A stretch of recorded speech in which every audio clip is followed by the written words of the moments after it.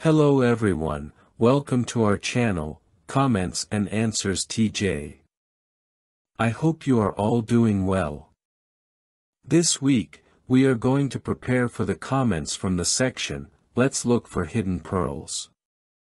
We are in the week of September 30th to October 6th, where we will analyze Psalm 90 and 91. Let's begin.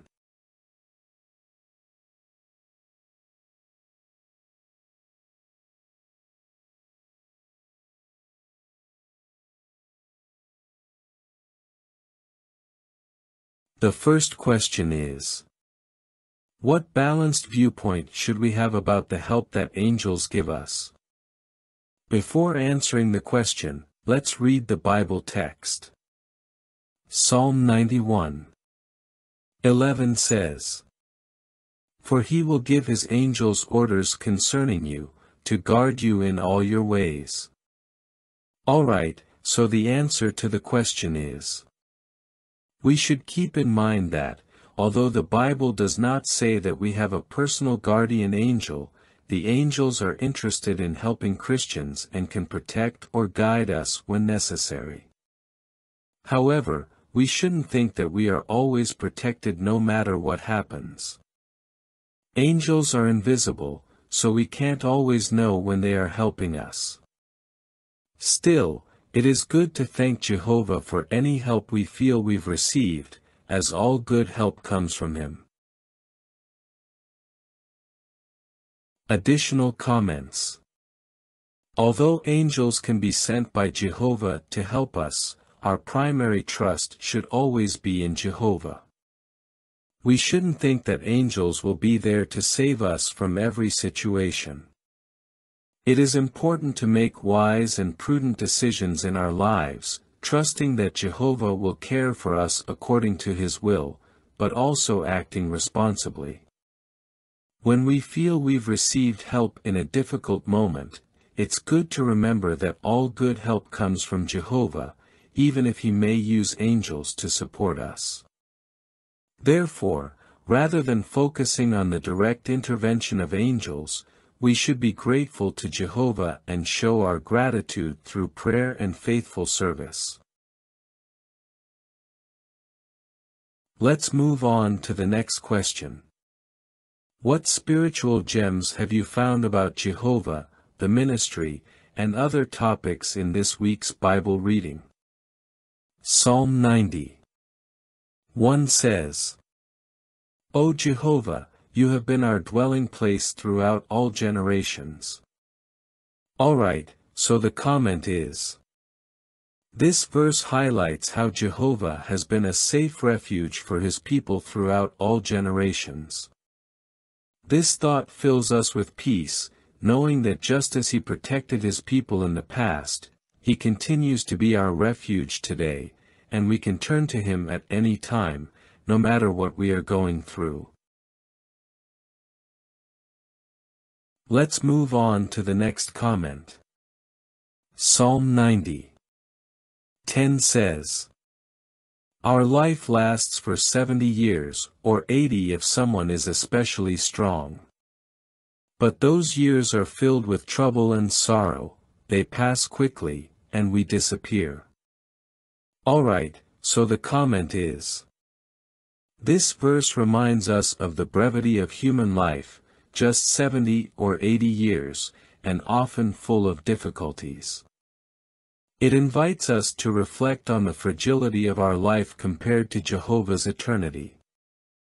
This motivates us to value the time we have and focus on what truly matters, our relationship with Jehovah and how we use our days. Let's move on to the next comment. Psalm 90:12 says, "Teach us how to count our days so that we may acquire a wise heart." Alright, so the comment is: we are asked to plead with Jehovah to teach us how to number our days, to live with wisdom.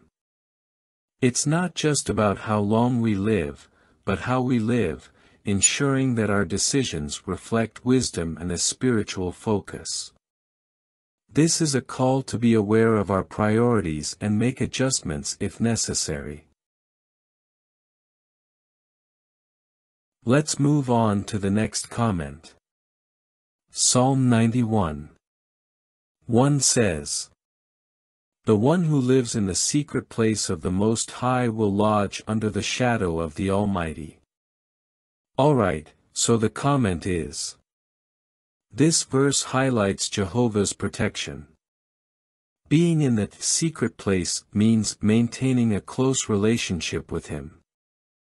If we stay close to Jehovah through prayer and study of His Word, we can be assured of His protection, especially in difficult times.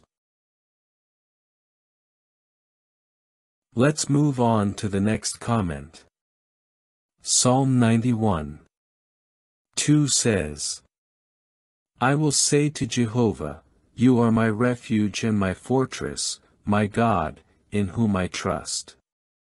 Alright, so the comment is, the psalmist declares with conviction that Jehovah is his refuge and fortress, in whom he fully trusts. This reminds us that, instead of relying only on our own abilities or resources, we should remember that Jehovah is our source of security. He is our strength in times of trial and distress. Let's move on to the next comment. Psalm 91.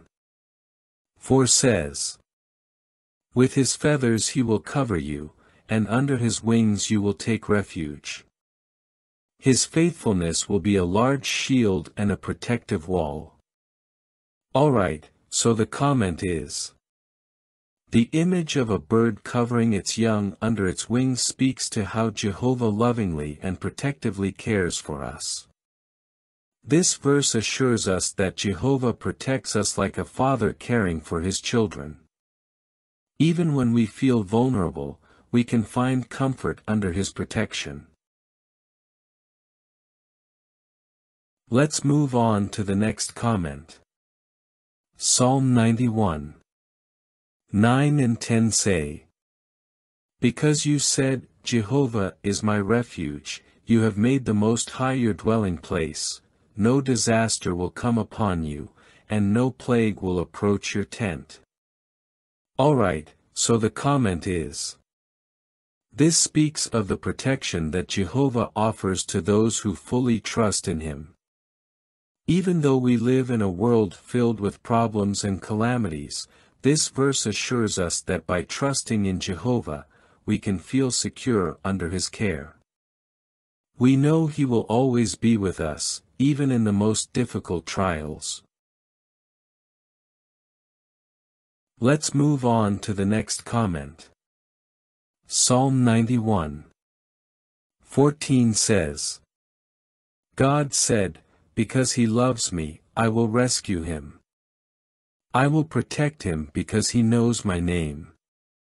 Alright, so the comment is, Jehovah promises to deliver and protect those who love him and know his name.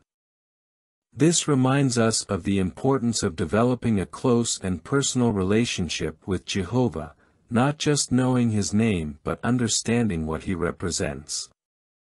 By having this intimate relationship with him, we can trust that he will always care for us. Well, that was the analysis of the comments and answers for this week's Hidden Pearls. I hope it's very helpful to you, my dear brothers and sisters. I send you a big hug, and may Jehovah always bless and protect you.